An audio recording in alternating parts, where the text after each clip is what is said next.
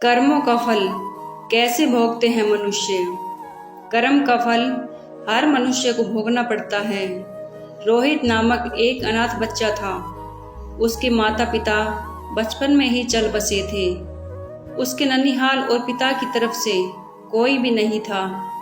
उसके न तो कोई आगे था ना कोई पीछे। अनाथालय में रहा और पढ़ा। वह पढ़ने में मेधावी था। उसे आर्मी में नौकरी लग गई और वह एक अधिकारी बन गया। अब सेना के साथ ही रहता, कभी भी घर वापस नहीं आता क्योंकि उसका कोई नहीं था। उसने शादी भी नहीं की थी।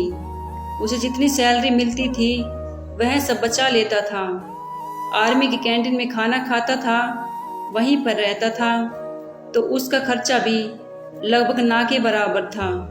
तो हम कह सकते हैं कि उसने आज तक जितनी सैलरी पाई सब बचा लिया था। उसी कैंटीन में सूरजमल नामक एक सेठ आता था जो कैंटीन के सामान का छोटा सप्लायर था। बहुत दिन हो गए, दोनों एक दूसरे को जानते पहचानते थे। एक दिन सूरजमल ने कहा, रोहित, आपके पैसे बैंक में रखे हैं, मुझे व्यापार में लगाने को दे दो, मैं तुम्हें अच्छा मुनाफा दूंगा। रोहित ने मना कर दिया। रोहित ने कहा, मुझे इतनी ज्यादा पैसे की लालच नहीं है। जो सरकार ने दिया है वह मेरे खाते में पड़ा है। कभी जिंदगी में जरूरत पड़ी तो इस्तेमाल करेंगे, नहीं तो कोई बात नहीं। सेठ ने कहा, यह भी तो क्या बात हुई। अगर तुम हमें अपना दोस्त मानते हो तो मेरी सहायता ही कर दो, मैं तुम्हें यह पैसा लौटा दूंगा। कम से कम मेरा काम हो जाएगा। अभी इस पैसे की तुम्हें जरूरत भी नहीं है। बात तो सही कह रहे हो, पर आप पैसा वापस करोगे इसकी क्या गारंटी है।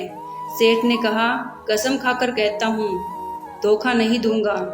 रोहित ने कहा, सेठ जी, लोग तो पैसे के लिए क्या क्या कर देते हैं, पर कोई नहीं, चलिए मैं आपकी बात मान लेता हूँ, कम से कम आपका तो भला हो जाए। सेठ ने मुस्कुराते हुए धन्यवाद कहा और रोहित को गले लगा लिया। पैसा लेने के बाद सेठ जब भी आता रोहित को बहुत बहुत धन्यवाद देता। सेठ का बिजनेस रोहित के पैसों से बढ़ रहा था। आमदनी दिन दुगनी रात चौगनी हो रही थी। आमदनी बढ़ने के साथ अब सेठ की नीयत में बेईमानी आ चुकी थी। वह अब पैसा ना लौटाना पड़े उसका बहाना ढूंढता रहता था। इसी बीच बॉर्डर पर पड़ोसी देश के साथ युद्ध शुरू हो गया और रोहित को भी जाना पड़ा। जहां युद्ध हो रहा था वो इलाका काफी दुर्गम था। वहां पहुंचने का एकमात्र रास्ता घोड़े से पहुंचने का था। रोहित एक कुशल घुड़सवार था। उसे जो घोड़ी मिली थी वो बिगड़ेल थी। रोहित के पीठ पर बैठते ही सर पर दौड़ने लगी। रोहित उसे काबू में करने की जितनी कोशिश करता वो अपनी गति और तेज करती जाती। रोहित ने लगाम पूरी ताकत से खींचा। घोड़ी का मुंह कट चुका था, पर पता नहीं आज ये भिड़ेल घोड़ी कुछ भी सुनने को राजी नहीं थी। घोड़ी दौड़ते दौड़ते दुश्मन के खेमे के सामने जाकर खड़ी हो गई। रोहित दुश्मन की गोलियों का शिकार हो गया। सेठ बराबर आर्मी कैंट में जाता था। उसे वहां पता चला कि रोहित युद्ध में वीर गति को प्राप्त हुआ। सेठ ने वहां काफी दुख दिखाया और कैंट से बाहर आते ही खुशी से झूम उठा। अब पैसा वापस नहीं करना होगा। सेठ का व्यापार दिन दोगुनी रात चौगुनी तरक्की कर रहा था। कुछ दिनों के बाद सेठ की पत्नी माँ बनी और सेठ एक सुंदर बच्चे का पिता बन गया। सेठ के जीवन का ये सबसे बेहतरीन समय चल रहा था। समय बीतते देर नहीं लगती। सेठ का बेटा अमर जो अब बड़ा हो गया था और अब सेठ के साथ मिलकर व्यापार करता था। अमर विवाह योग्य हो गया था। अच्छे घर की सुशील कन्या देखकर अमर की शादी हो गई थी। अब सेठ कहता, कुछ दिन की बात और है, अब बेटा व्यापार संभालेगा। मेरी जिंदगी सफल हो गई, और क्या चाहिए मुझे। अमर की शादी हुए मुश्किल से 2 महीने हुए थे। अमर सड़क पार कर रहा था। उसे चक्कर आया और गिर गया। लोग उसे उठाकर हॉस्पिटल पहुंचाए। उसके ब्रेन का MRI और अन्य टेस्ट हुए तो पता चला अमर को ब्रेन कैंसर है। सेठ ने डॉक्टरों से कहा, पैसे की चिंता मत करें, आप इलाज करें। डॉक्टर और हॉस्पिटल बदलते गए, पर अमर की हालत दिन ब दिन बिगड़ती गई। सेठ अब व्यापार पे ध्यान नहीं दे पा रहा था। उसके कस्टमर छूटते जा रहे थे। हॉस्पिटल का बिल बढ़ता जा रहा था। अब सेठ पर कर्ज काफी हो चुका था। सेठ परेशान था। अब अमर को डॉक्टर ने जवाब दे दिया। सेठ हार चुका था। किसी चमत्कार की आशा में बैठा था। चमत्कार तो नहीं हुआ, पर अमर अब इस दुनिया में नहीं रहा। महीनों जिंदगी की जंग लड़ने के बाद अमर हार चुका था। सेठ के घर में हाहाकार मच गया। सेठ सेठानी, अमर की पत्नी सब विलाप कर रहे थे। यहाँ तक कि घर के नौकरों का भी रो रो कर बुरा हाल था। एक साधु उधर से गुजर रहे थे। उन्होंने करुण कंदन सुना तो रुक गए।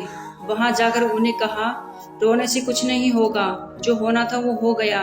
सेठ को बोला, मेरे साथ ही क्यों? साधु ने कहा, सब कर्म का फल है, यहीं चुकाकर जाना होता है। आज बहुत रो रहे हो, कल तो तुम बहुत हंस रहे थे। सेठ ने कहा, मैं कुछ समझा नहीं महाराज। साधु ने कहा, तुमने अपने व्यापार के लिए उधार पैसे लिए थे। जब व्यापार चल पड़ा तो तुमने जिसके पैसे थे उसे लौटाए नहीं। सेठ ने कहा, गलत, वो मर गया था। किसे लौटा था? साधु ने कहा, झूठ नहीं, तुम भूल गए। उसके मरने के समाचार पे तुम कितना खुश हुए थे। उस दिन तुमने मिठाई बांटी थी। क्या मिठाई बांटना सही था? तुम उसके पैसे को सरकार को या अनाथालय या किसी जरूरतमंद को दे सकते थे, पर तुमने नहीं दिया। तुम्हारी नीयत में खोट थी। सेठ शर्मिंदा था। आज सेठ वहीं पर खड़ा था जहां पर आज से 20 साल पहले खड़ा था। आज ना तो पैसे थे, न व्यापार, न पुत्र, और ढेर सारा कर्जा था। साधु ने कहा, ये तुम्हारा पुत्र वही लड़का रोहित था। ये अपना हिसाब करने आया था। हिसाब कर लिया और चला गया। जितना उसने तुम्हें दिया था सूद सहित वापस ले लिया। तुमने उसकी शिक्षा, शादी, हॉस्पिटल सब पर खूब खर्च किया। जब वो गया तुम्हें भिखारी बनाकर गया। सेठ ने सुबकते हुए कहा, मान लिया, मेरी गलती थी। इस बेटे की क्या गलती? इससे तो सिर्फ 2 महीने पहले शादी हुई थी। साधु ने कहा, ये इसका कर्म का फल था। ये पिछले जन्म में वो घोड़ी थी जिसके चलते रोहित की जिंदगी खत्म हुई। आज रोहित ने बदला ले लिया और इसकी जिंदगी नरक बनाकर चला गया।